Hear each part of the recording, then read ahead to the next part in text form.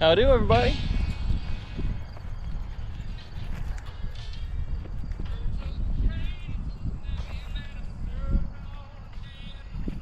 Guess where we are again?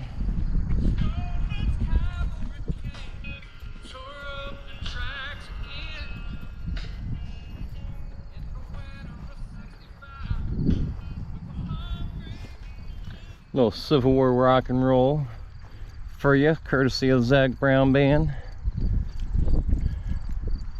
It's gonna do my little algorithm cheating intros from now on. I don't know exactly how many seconds you're allowed to go until you violate the copyright. Anyways, back here in Gettysburg, it is fall. There's still some green, but the leaves are changing. It's not quite peak foliage yet. I am on Sickles Ave, for those of you who can't tell. Out there are the round tops, little round top, big round top.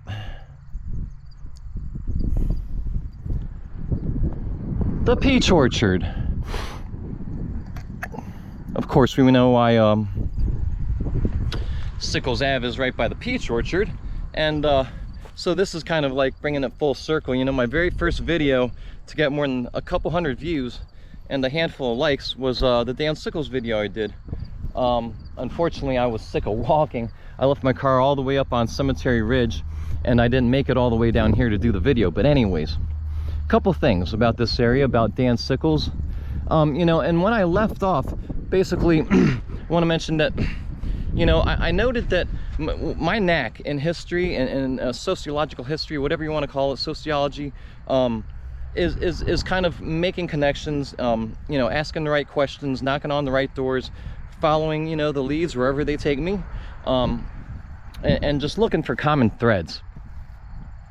So here's one common thread right here I want to think about for a second. So this is one of the great seals. At the bottom, of course, it says Excelsior, as was also the name, kind of the motto for the state of New York, and the name of Dan Sickles' brigade.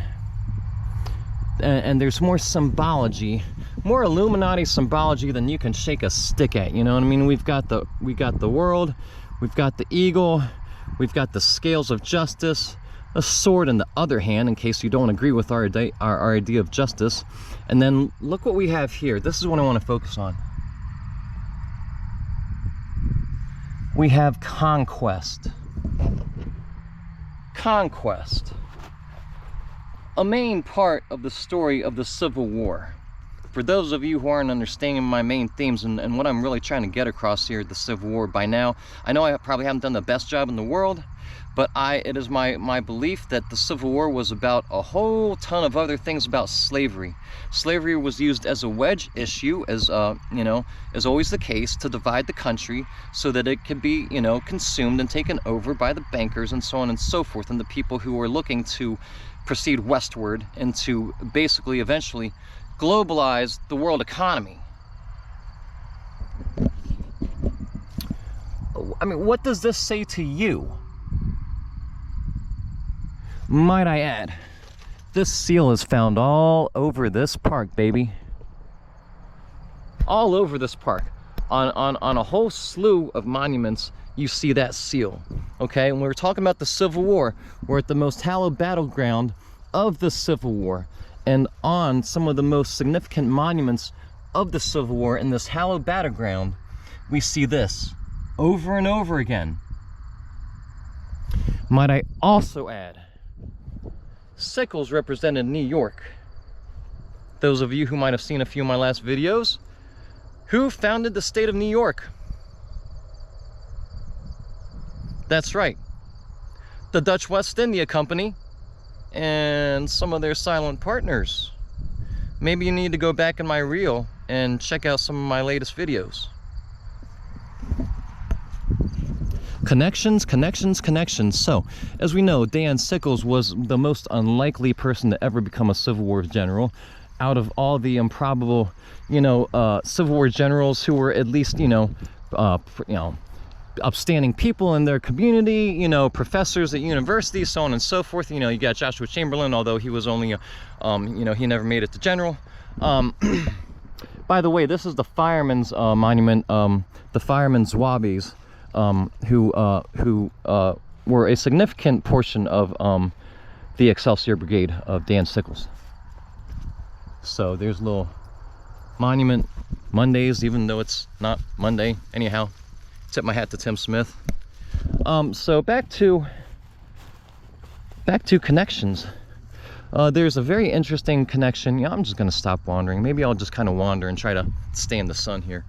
There's an interesting connection, you know, doing a little more digging on Dan Sickles, Uncle Dan Sickles, that I want to mention, that I thought was quite interesting. So he kind of crosses paths. Geez, I only have a few minutes left. I'm gonna try to rehash this quickly. So we know that he had a one-time friend in political circles and in Washington circles by the name of Philip Barton Key, who eventually became mixed up with his wife. Of course, everybody in this story is sleeping with everybody else. Barton is a philanderer, Dan Sickles is a philanderer. They're all philanderers, as I mentioned in the last Sickles video. That is often the case with the political elite in Washington, and that has not changed back from, you know, from the mid-19th century up till the present day. Let me make that clear. Anyways, so you know, he guns down Philip Barton Key, as we all know.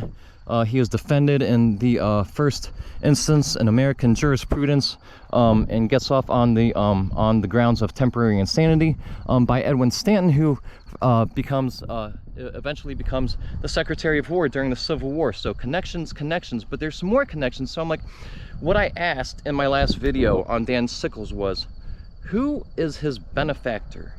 Who is protecting this man? Who is lining things up for this man?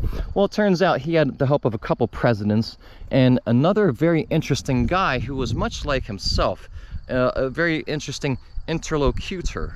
Okay, and I'm gonna bring him up in a sec. So after the whole Philip Barton incident and blah blah blah blah blah, I'm gonna kind of skip forward a bit. So this is after he's been a congressman. Okay. It is now the Lincoln administration. This is gonna go into another video, guys. I'm sorry. So basically, he has a lot of ties. He has first of all, he was an ambassador under James Buchanan, and might I add that, as we all know, James Buchanan was what? He was a Freemason. So we have him as his prior ambassador, and don't forget that Sickles had a visit to Europe, to England, when he famously did not stand up in honor of the Queen and peeved everybody off in a big PR move that was really just designed to be a PR move and gain publicity and to kind of shake things up. But so we have that in the back seat. Okay, don't forget, Buchanan's looking out for him, number one. Then there's a transition, then he goes into the Lincoln administration. So when he's in the Lincoln administration, at one point there is a portion of Lincoln's first let me get this straight, Lincoln's first State of the Union address, and a portion of his first State of the Union address is leaked. Now it turns out, oh, Mary Todd had something to do with it. Oh, Dan Sickles really didn't have anything to do with it, but he had a part in covering it up. The portion of the State of the Union address that was leaked was almost certainly leaked by a very, very curious man, who, like I said, was much like Dan Sickles. He was also a former ambassador in Europe. So that is so we got two former ambassadors from Europe, and who kind of just happen to cross paths, right? And then who eventually become all buddy. And when Lincoln gets in trouble for having to cover up the leaking of his State of the Union address, we enter into the picture one Chevalier Henry Whitcoff. And guys, I'm up to 10 minutes, so I'm going to get back to this. We're going to make this a two-parter, and I'll see you in a second.